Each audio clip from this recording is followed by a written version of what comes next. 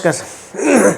পাকিস্তান ক্রিকেটের দশা আর কোনোদিন হয়তো শুধরাবে না, কেননা গতকালকে পাকিস্তান এবং নিউজিল্যান্ডের মধ্যেকার যে তৃতীয় টি20 অর্থাৎ পাকিস্তানে হচ্ছিল, অর্থাৎ পাকিস্তানের পেশাওয়ারের পিচের মধ্যে, যেখানে রাওয়ালপিন্ডির মধ্যে, তো যেখানে মানে পিচ বলতে কি বোঝা যায়, মানে একটা রোড ট্র্যাক, এখানে 200 তো একদম আরামসে হয়ে যাবে।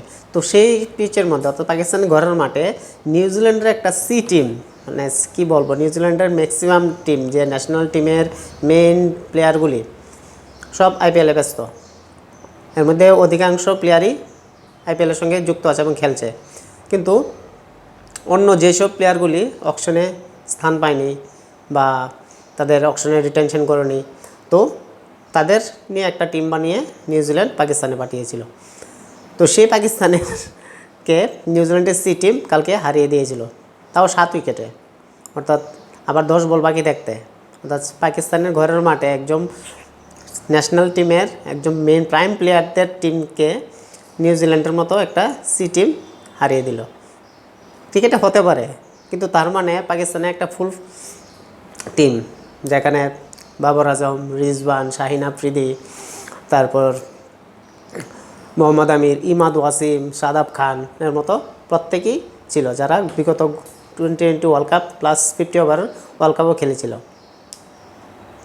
তো তাদের ফুল স্কোয়াড মেম্বারের যে প্রাইম প্লেয়ার থাকতেও তারা ম্যাচটা জিততে পারেনি। বাবর আজমের কালকে যে ক্যাপ্টেন্সি, অর্থাৎ তাকে কেন আবার পাকিস্তানের নতুন করে টি20 এবং ওয়ানডে ক্যাপ্টেন্সি দায়িত্ব দিল, এটা আবার প্রশ্নের ব্যাপার। সে যদিও পিএসএলে ভালো করেছে, তো তার এই পারফরমেন্স দেখে হয়তো তাকে এখানে চান্স দিয়েছে, কিন্তু তার ক্যাপ্টেন্সি এত বাজে যে, প্লাস তার ব্যাটিং, যেখানে স্ট্রাইক রেট টি20-র মধ্যে 140 থেকে 150 হলে মোটামুটি অ্যাভারেজ ধরা যায় বা একটু ভালো বোঝা যায়, কিন্তু সেখানে কালকে সে স্কোর করেছে 29 বলে 37 রান, অর্থাৎ 127-এর স্ট্রাইক রেট, মানে বিলো পার।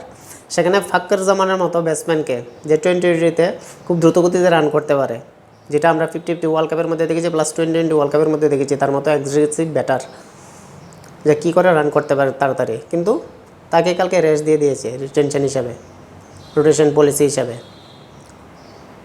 তাদের ওপেনিং একজন ব্যাটসম্যান যে শামীম আয়ুব, সে একটু দ্রুতগতিতে খেলেছে, কিন্তু তাছাড়া তাদের যে মেইন পাকিস্তানের যে ব্যাটিংয়ের মেইন মেরুদণ্ড যাকে বলা হয়, বাবর আজম এবং রিজওয়ান, তারা নিউজিল্যান্ডের সি টিমের সঙ্গেও খেলছে, অর্থাৎ তাদের কোনো রেস্টই নেই।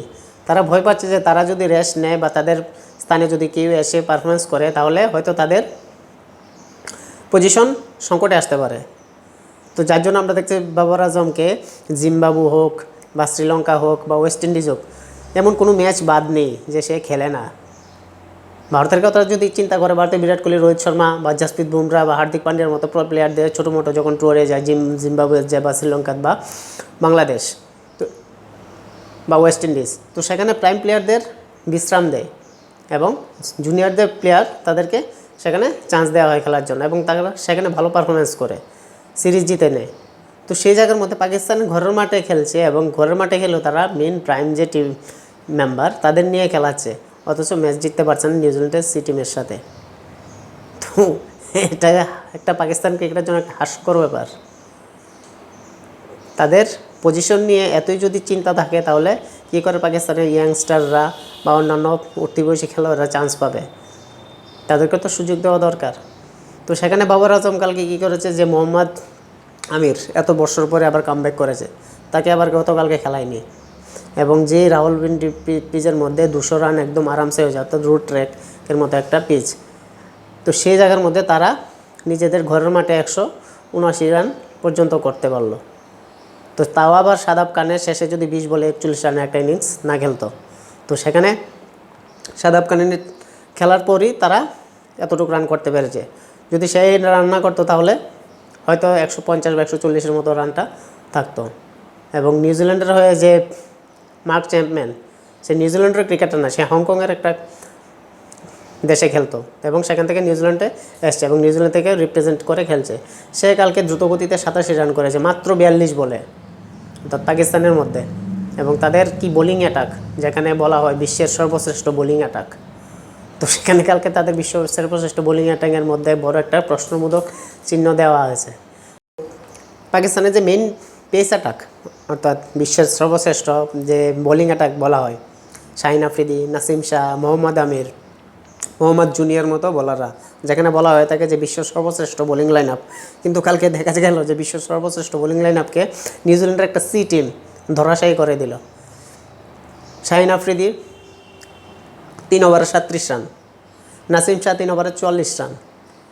তো সেখানে এসব যে বোলার যাদের তারা বারবারই বলে আসে যে আমাদের বলার সর্বশ্রেষ্ঠ world class bowler, top class pace attack, তো সেখানে নিউজিল্যান্ডের সাধারণ সি টিমের ব্যাটসম্যানরা তাদের বিরুদ্ধে এরকমভাবে রান করছে, যার ইকোনমি শাহিন আফ্রিদির বললে অলমোস্ট 15 করে, যার ইকোনমি 3 ওভারে 44 রানের মতো, শাহিন আফ্রিদির 2 ওভারে 3 ওভারে 37 রানের মতো।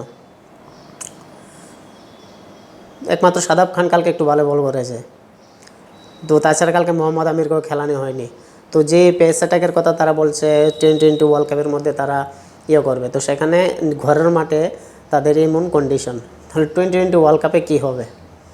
অর্থাৎ তারা যে দাবি করছে যে তাই পাকিস্তানের world class bowler, top class bowler ওয়ার্ল্ডের মধ্যে, সেখানে জাসপ্রীত বুমরাও তাকে, শাহিন আফ্রিদি অনেক ভালো বোলারও তাকে বলে পেস সুইংয়ের জন্য, কিন্তু কালকে কিছুই করতে পারেনি। হয়তো ম্যাচের মধ্যে এরকম হয়, কোনো টিম হারে কোনো টিম জিতে, কিন্তু কালকে তাও নিউজিল্যান্ডের মতো টিমের কাছে, এরকম একটা টিমের কাছে হারাটা এটা পাকিস্তানের কাছে একটা মানে শকিং ব্যাপার। সাধারণ টিমের সঙ্গে যদি এরকম পারফরমেন্স করে তাহলে তো ওয়ার্ল্ড কাপের মধ্যে ভালো টিমের সঙ্গে তারা পাত্তেই পাবে না। তাছাড়া তাদের যে মিডল অর্ডারের ব্যাটসম্যান অর্থাৎ রিজওয়ান 21 বলে 22 রান, তো সেখানে যে জায়গার মধ্যে টি20 তারা এক্সপিরিয়েন্স ব্যাটসম্যান এতদিন ধরে পাকিস্তানকে রিপ্রেজেন্ট করছে, সেখানে তাদের গেমটাকে কীভাবে আপগ্রেড করা হয় বা কীভাবে আপগ্রেড করতে লাগবে, অ্যাটাকিং খেলতে লাগবে, ওটা তারা স্কিল ডেভেলপ করতে পারছে না। অর্থাৎ তাদের ভিতরে কোনো স্কিল নেই, সেই স্ট্রাইক রেটেই খেলছে, যেখানে অন্যান্য টিমের ব্যাটসম্যানরা বা ইয়াং ব্যাটসম্যানরা খুব দ্রুতগতিতে রান করতে পারে। যেমন ভারতের ক্ষেত্রে চিন্তা করা হয় তাহলে যে অভিষেক শর্মা, যশস্বী জয়সওয়াল, তিলক বর্মা, তো তাদের কাছে এসব ব্যাটসম্যানের কোনো ভ্যালুই নেই যদি বলা হয়, কারণ তাদের ক্রিকেট খেলার অ্যাটাকিং স্টাইলই আলাদা, আর তাদের ডিফেন্স টি20 মধ্যে তারা খেলে ডিফেন্স, যেখানে 101 বা 110 বা 120-এর মতো স্ট্রাইক রেট, যেখানে টি20 মধ্যে এটা তুচ্ছ ব্যাপার, এটা স্ট্রাইক রেট ধরা হয় না। তো সেই জায়গার মধ্যে পাকিস্তানের এরকম টিম নিয়ে বা এরকম ব্যাটার নিয়ে টি20 ওয়ার্ল্ড কাপের মধ্যে যাবে, তো সেখানে একটা কী পারফরমেন্স করবে এটা দেখার বিষয়।